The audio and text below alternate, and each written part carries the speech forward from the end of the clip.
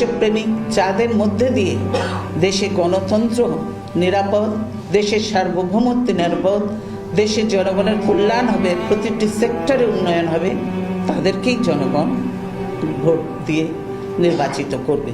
আমরা তো ভোটের অধিকার চেয়েছি, আমরা তো অন্য কিছু চাইনি।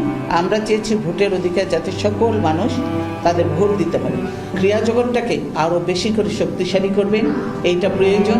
এর দিয়ে কিন্তু বাংলাদেশে যেমন আমাদের অ্যাম্বাসেডার থাকে যখন সরকারি হিসাবে, আমরাও কিন্তু এইসব খেলোয়াড়রা কিন্তু আমাদের এক একজন অ্যাম্বাসেডার হিসাবে কাজ করতে পারে।